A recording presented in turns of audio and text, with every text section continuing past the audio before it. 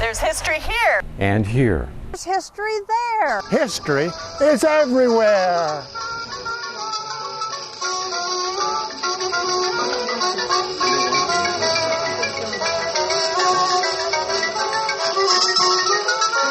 Orphan trains in America. We selected this topic over a year ago, and we certainly had no idea that children would still be in the news today as prevalent as they are. So to get started, as we all know, history is littered with good intentions. Problem solving with orphaned and abandoned children fall into that category of trying to help. And as with many social programs, they foster both good and negative outcomes. The children that we talk about today, going from streets to institutions to out into various communities, had many of those characteristics. Some of these wards found themselves in decent surroundings, and others were treated as indentured servants or slaves. I have placed some Kleenex boxes around the room. One of those boxes is for me, because I have been deeply moved by the stories of these children. Let's look at a little bit of history in America's care for these children. The Natchez Children's Home was founded in 1816.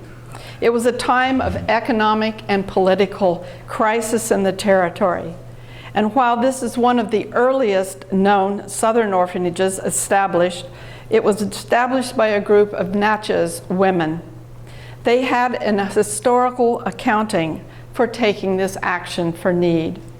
The very first U.S. orphanage, reportedly, was established in 1729 when there was an Indian massacre in this particular area of Mississippi, and it killed, and over 230 colonists were killed, saving the children, the women, and the African slaves. The early 19th century was the beginning of the orphanages that we know a little bit more about today. Because prior to that time, and even today, relatives used to take care of these homeless and parentless children. These arrangements rarely involved the courts or identified the parents. And this has certainly been true, finding in my own family research. I have an orphaned ancestor, and I located he and his siblings after many, many hours reviewing microfilm for court records. I was looking, of course, for that one nugget that would tell me who the parents were and what happened. About 1830, the problem of homeless children mushroomed in the large eastern cities, not just New York, but we're focusing on New York today. New York was a port of entry for many, many immigrants.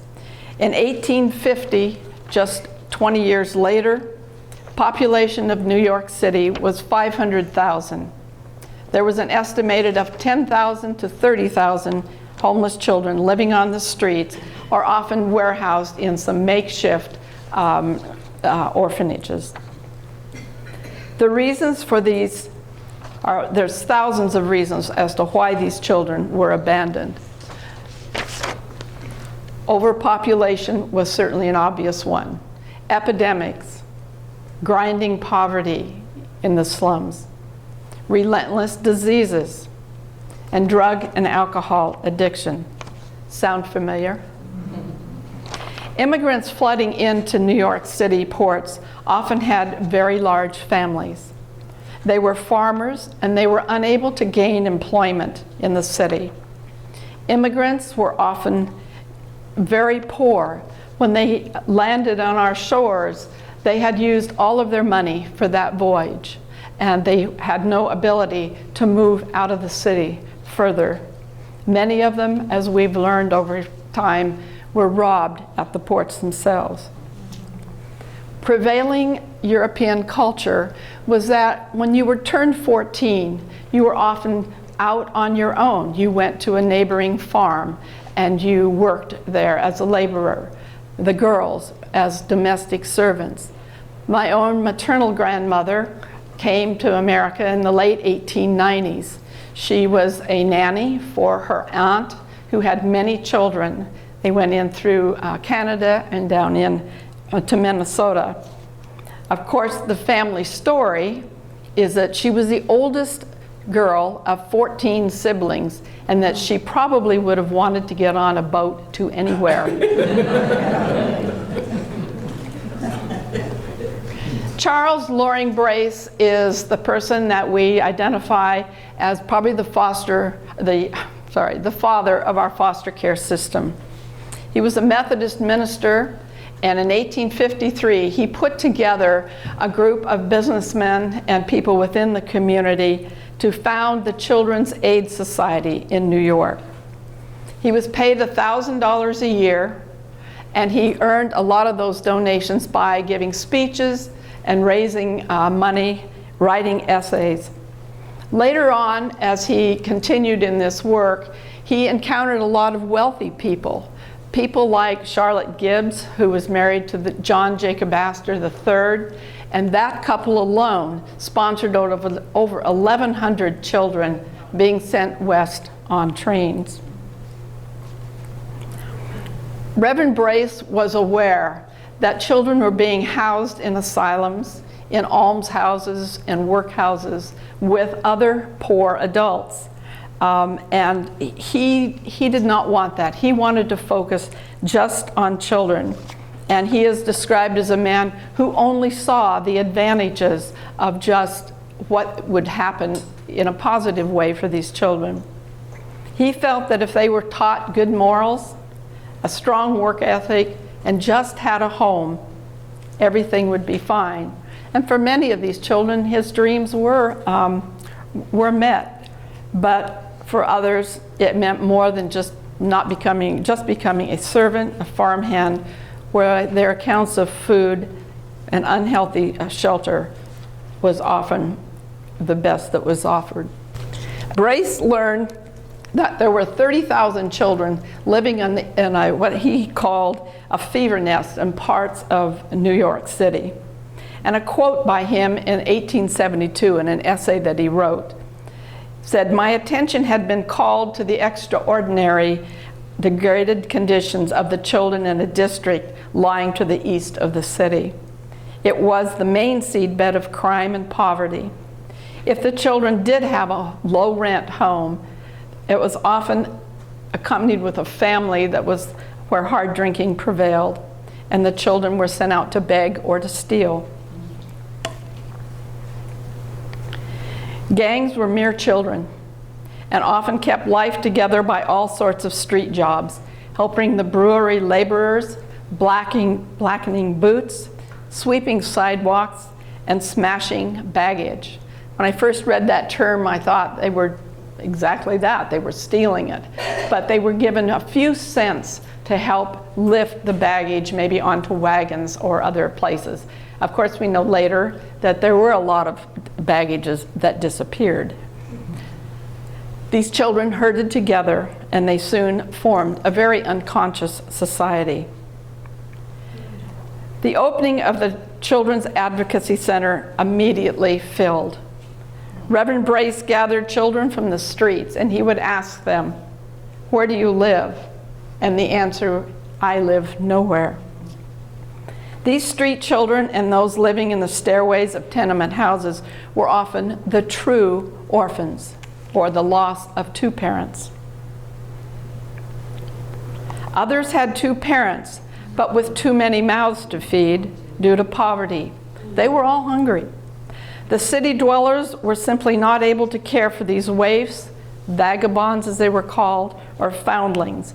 Foundlings were the babies. There is evidence of surrender papers by parents who simply cared and could not support their kids.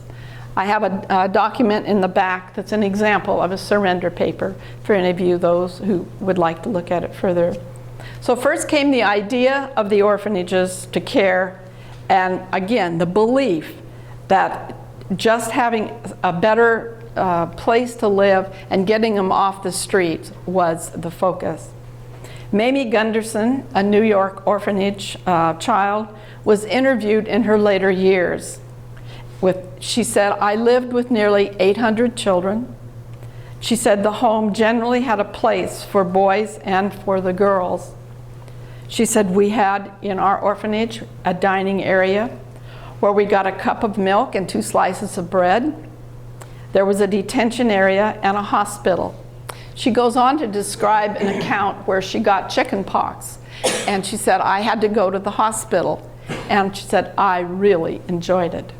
She said, "I had a nice bed, I had a pillow, and I even had a toy." She recalled that all the children were dressed alike. She recalled further that everything had to be orderly. Marching to the park in the summer, they were always lined up, she said. We lined up to the dining room. She said they were very, very strict. The children were also all dressed alike. In later orphanages, when they started springing up, they allowed, if they were allowed for space, the children were able to do gardening. They raised their own food. Churches did try to help with the overcrowding, with food, education, and attendance. Often I read an article about teachers and the influence that they had in the various communities. They were also trying to help parents get on their feet so that they could maintain and keep their own children.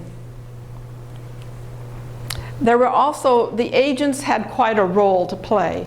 One of the things that they did do was try to interview some of the older children, and hopefully they knew where some of their parents had emigrated from, and they would write letters back if they knew the village and the area and try to get information back to the children. Hopefully they would like to send the children back to those communities. That happened very seldom, but they did receive money from relatives to continue with the support of the children in the orphanages. Many of you recall from your readings the grim tales and descriptions of Charles Dickens when he writes about the poverty levels that he learned about on the streets of London. So it did start there. We learned a lot from those stories, as well as what actions the people in England were taking to counter this problem. Many of the books, his books and characters, of course, are based on his personal knowledge. So to see why the placing out system existed here in our country came about was really no surprise. Placing out was first called the Free Home Placing Out System, our program. Children in the very beginning, before the trains were open, left by boat. They left by wagons, but they were leaving the orphanages and being placed out. The word that I'm using today, adoption, is not the term that we know about and that we hear about. It wasn't until after 1900 that the passages of various child protection laws and the gradual adoption policies and procedures were adopted.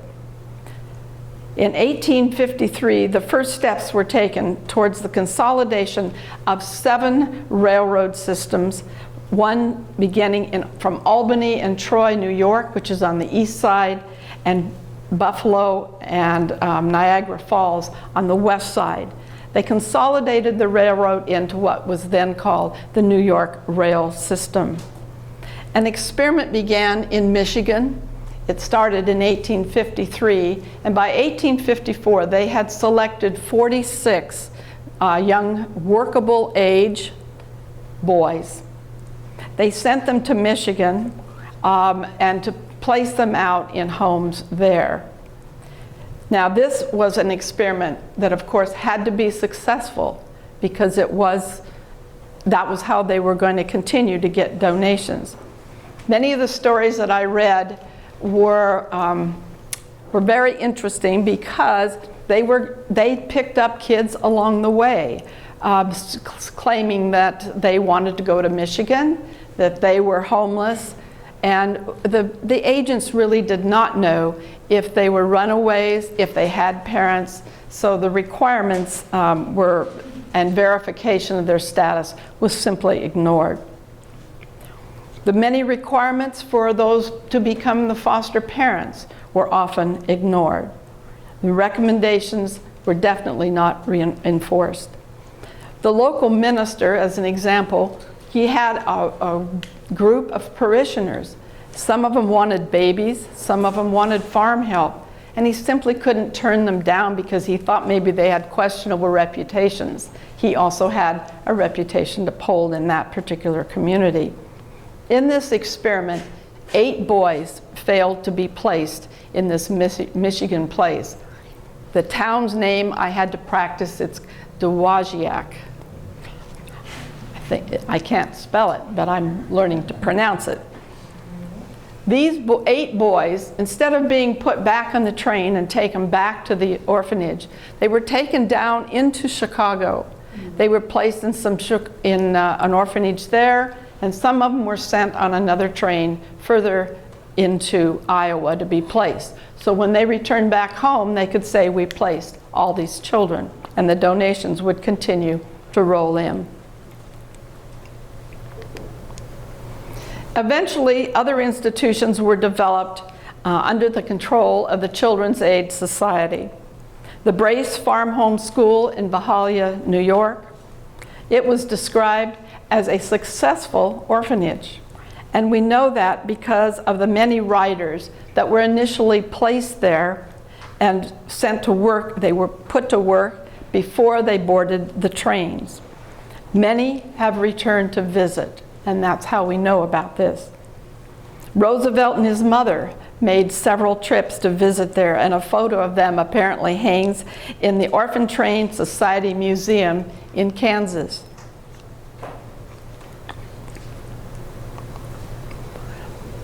The term orphan train first became prominent in 1978 in a book written by Dorothea Petrie and James Magnuson.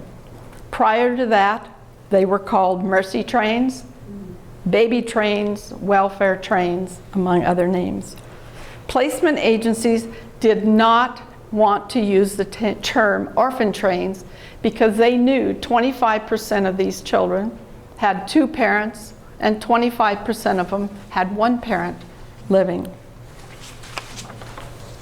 The trains themselves ran for 75 years, and the orphanages continued to fill. I tried to purchase this book. I thought it would be a nice thing to have in my library. The cheapest one that I found was $275. So I moved on to I have one here for the Tom Riley books, and there are 2 of those at the back that you might find interesting. Some of you may be familiar with Christina Barker Klein. She writes a novel. It's more like a historical novel. It's very historical fiction, I'm sorry. She writes the novel in a very readable manner. And perhaps some of you saw the PBS show many years ago called The Orphan Trains. There were a number of overcrowding reasons. One of them was wars. As an example, during the war between the states, the Union Army commandeered all of the railroads, so they were not able to use those to deliver children. There was things like Black Friday in 1869. There were strikes between 1871 and 72, when over 40,000 men in New York City alone were without work. Women died in childbirth. And there are many, many reasons why these children were abandoned. There were even unknown reasons. My own family, my first cousin lives in Florida. She knew her grandmother, May, but she also knew there was some kind of a deep secret, as did her mother. Nobody knew her secret. Through our own research efforts, we learned that she had abandoned her 5 young children and husband at home, they never knew for many generations whatever happened to her. She did remarry, which is why we have that piece of history now. And my cousin has been able to reconnect with the great-grandchildren and great-grandchildren so that some of them did learn. But we don't know why that happened. The good part of this, and part of the reason for telling you this, is that the husband never remarried, but he did place all 5 children in an orphanage in his community. He supported them and he visited them. And he eventually went back and got them all and brought them to the farm when he was able to support them. In preparing for placements for these children, agents were sent out from the Children's Aid Society to various locations to secure commitments from the mayors, from ministers, to advertise in their town that there was a trainload of children coming and that they were looking for foster parents. Signs would be erected, such as these. Every one of the signs, I understand, had a line in it that says that these children were not for farm labor. An agent would get the best information he could from these children. Other agents would inspect them when they found them on the streets for vermin and illness. They would be given a new suit of clothes, a haircut, and a Bible.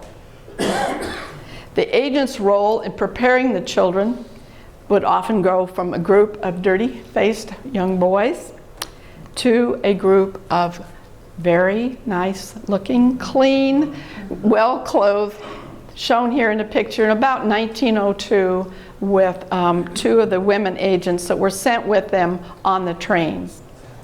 The train ride was described to the children as a wonderful experience with plenty of food and a new home at the end. A quote by the Reverend Smith, who was an agent on one of the early trips of these journeys. You could hardly imagine the delight of the children, he said, as they looked upon the country scenery. They saw it as an adventure with a promise of parents and plenty of food. Another account describes, we had loaves of grains and white bread and all sorts of ham, cheese, peanut butter, lettuce, celery, figs, raisins, apples, cakes, cookies, and condensed milk. Well, many of these children were sick because of their malnutrition and the plenty of food and the gorging.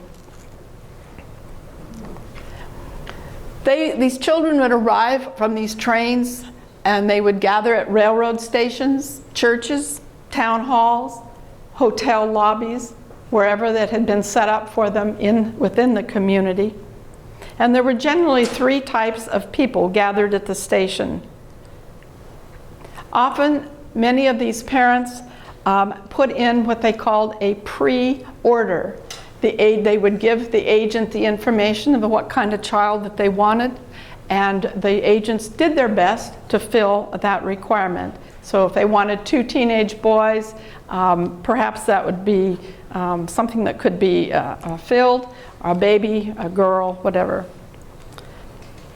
The pre-order, this would be an example of those with a pre-order card. The couples were given the notice of the arrival, the date, and the name of their order. They were given the names, and the children were given names and parents, and they would tie it either to their lapel or to a tag around their necks, as you can see. Some couples I did read about chose children just from outstretched arms coming off the trains. So who were these families? They were the childless couples who'd been promised a baby, and the agents generally, this was an interesting part of it, the agents would generally bring along an older child, perhaps a sister, hopefully a sister, and they would carry the baby off the train, and the people would just want the baby, but the sister would say, "Don't take my sister away from me," and the agents would be able to place 2 children.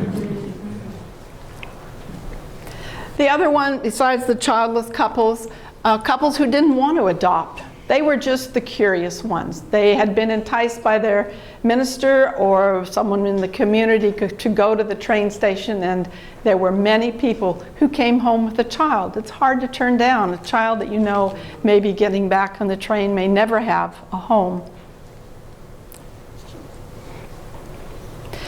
The last category is a name I gave them. It's nowhere in the literature, but I just called them the seekers. They were the ones that I think just needed farm labor. They needed a domestic female girl, 13 years of age, to take care of the large families at home. Some communities even hosted baby days, and there would be a trainload of just toddlers and infants. So what about the child's view? Mrs. Petrie, who is author, had met a friend of her mother's named Ben, who told her the story of arriving with other young children in Dysart, Iowa in 1894.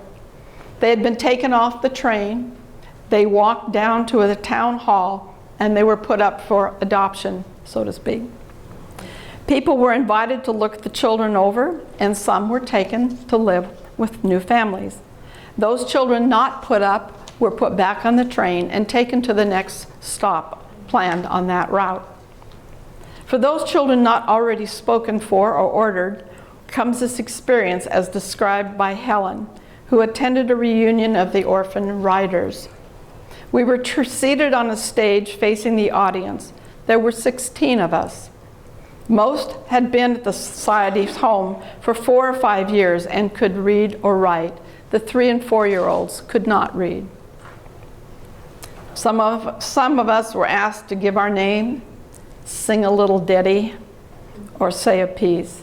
The adult writers recalled, and they would have been the ones 14 to 18 years of age, were prodded, they were looked over, their teeth were checked.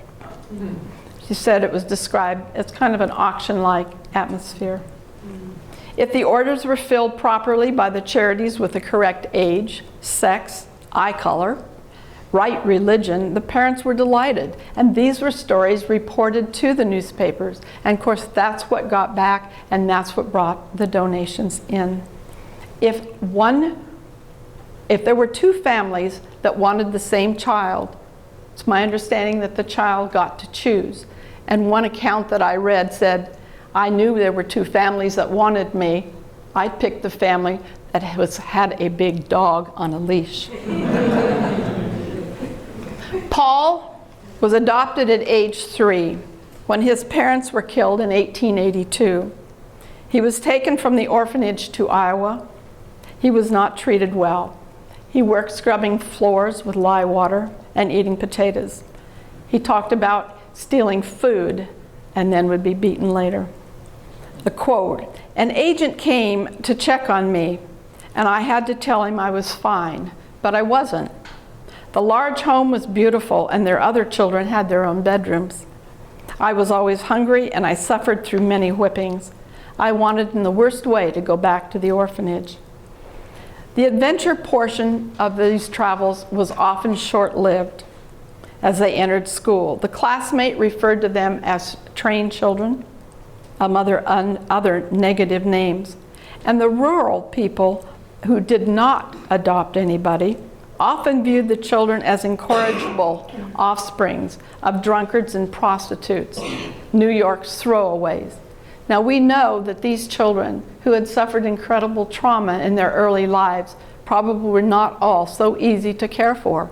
They probably were some of the runaways. They were the incorrigibles in their community. I know you can't read this article, but it was one that I found quite some time ago. I have a copy of it again on the table in the back under the TV if anyone wants to read it in any detail. Mary Jane Collins was soon to become Mary Jane Kemper. She was 2 years old and does not remember the ride. She was among 8 others brought to St. Library, Howard County, Nebraska in 1913. Her widowed adoptive mother, Adelia Kemper, had safely wrapped in tissue the clothes that she had worn on her day of arrival. The white dress, the slip, the bloomers made from the ends of worn sheets, all were hand sewn. She wore a georgette coat, meticulously shirred and embroidered by the nuns at the New York Foundling Hospital. Mary Body of North Platte, this lady here in Nebraska, considers herself one of the luckier children among the hundreds that were placed in the Midwest.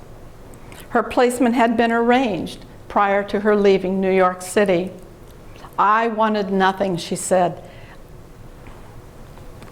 I had an adoptive mother who loved me and a brother who adored me. This was an article written up for the North Platte Telegraph by Sharon Holden. Maria, as a side story, was able to locate her biological mother through a baptismal certificate when she was 2 days old. And she remained friends with her biological mother for over 30 years. The flaws. I've mentioned the drawbacks and the problems. The optimism that the founders and the supporter and charity organizations had was heartfelt. But the naivete of the founders, and particularly the lack of supervision, insufficient screening, was all a continued problem. Criticisms were often justified. Hasty placements, insufficient screening, and follow-up with too few agents to do an adequate job. There was evidence in an 1883 review, a braces placement concept, to show that these criticisms were founded, but they did document a lot and many successful placements. Churches criticized. The Catholics said too many Catholic children were being placed in Protestant homes, and the Protestants complained in the opposite. In 1904, there was an Arizona lawsuit that went to the U.S. Supreme Court. It's very, very detailed. This is not going into that today. But the outcome of it, it had to do with white children being placed in Mexican homes. And the headlines ended up sounding like, "Babies sold like sheep. New York Foundling Hospital has for years been shipping children in carloads all over the country, and they're being given away and sold like cattle." The Aid Society and the 5 Points Mission, and there were many missions and societies, began in the mid-1850s, and the latter even had a visit from President Lincoln. But the 5 Point Missions was an example of an orphanage that failed. They failed to get the donations. They continued to support younger children, but that was about all. One of the stories I read I found very interesting. It was one agent was fined $100 in southern Illinois for bringing paupers into town. Most children in the streets or orphanages over 12 were not considered successful for placements. And keep in mind, while these orphan trains were running, throughout this period of history, there were more solutions being offered up within the community. There were more homes being developed for young girls, for example. In 1864, there was a home in New York that housed 14 to 18-year-old girls who learned to sew while they lived there. The Brace Farm home that I mentioned was an agricultural school for boys, so that they could learn better farming practices and perhaps would be more valuable as they went out to other farms to live. Most, again, a reminder, these were not legal placements. But I do think it's understandable why a lot of the criticisms arose, and while the outcome, a lot of this time period talked about it being child slavery. And the main reason was because some of these children did have parents, and there was also great friction for the competition of money between the societies and the orphanages. The outrage, however, from all the negative press, did produce some interesting change, particularly for the societies. The trains just moved farther west, and they also moved farther into the South. Orphanages sprung up all along the way. Many of them were supervised under the care of the Children's Aid Society in New York. They were sort of the hub agency. Cleveland and Cincinnati sent at least 200 children a year just to the state of Indiana. In 1893, Ohio received 4,400 placements from the New York Children's Aid Society. But the negative press did continue. In 1901, one of the largest transports of children from New York was reported in Louisville, Louisiana, where 300 children, most of them young, were passengers on just one train. A few years ago, a woman by the name of Judy Russell, that we know here at the Society, known as the legal genealogist, she did a presentation in Medford, and part of that concerned the rights of orphan children under the law. One of the things we learn here as researchers that laws are very different in each state. These laws as to orphan children had to do primarily with parents or a parent with estate value. They were not the children that we talk about today. The goal of legislation continued to do things that had children not becoming a public charge. The recognition that institutionalizing children in poorhouses or almshouses with other adults was a bad idea and came on fairly early and has continued through our history. My great-grandfather was an orphan. When his father died, he still had a mother, but she had no rights. So a guardian was appointed. Now this is probably a mixed blessing. Part of it was that, part of me in today's generation says, why couldn't she have any rights? Why couldn't she take care of her own child and everyone else kind of leave her alone? But at the same time, she was illiterate. And the guardian probably that was appointed was able to get her a pension. It had to do with a military pension for my great-grandfather until he was 21 years of age. This was established by law in the state of Illinois.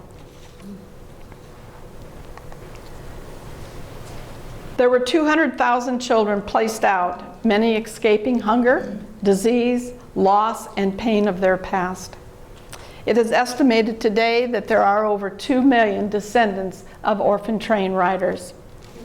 In 2002, just 16 years ago, there is believed to be about 500 orphan train descendants still alive. Many of them traveled to the reunions, they told their stories, and this is where we're getting our information today. There is a National Orphan Train Riders Association, and there are even research books consisting of the offices of where the closed records are. If any of you want more information, you're interested in researching this, I do have a table in the back. I have some books. They do have a list of names in them, many of them. I've also created one handout with some websites and some further reading if you'd like to pick up one of those.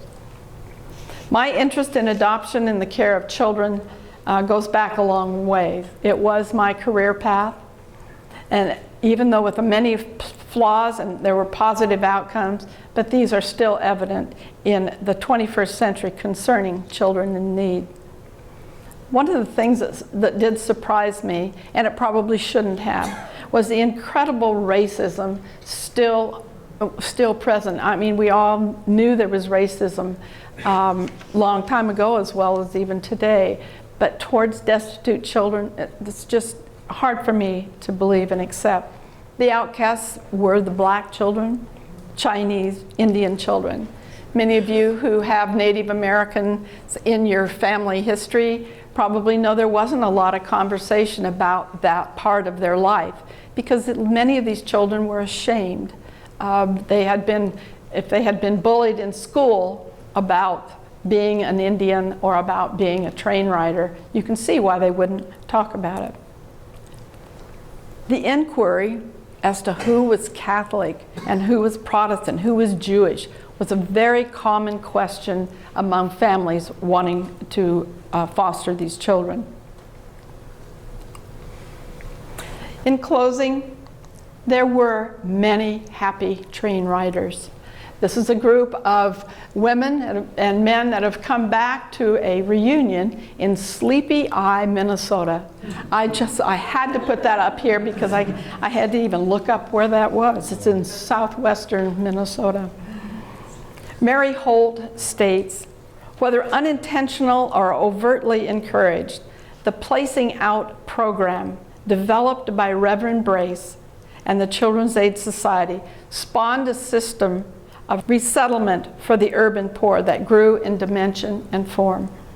Placing Out as a solution to urban ills and a means of salvaging the lives of children had the support of laymen, of people within the community, reformers, professionals. But she concludes that a system in which charity played its part, it also satisfied the demand for labor.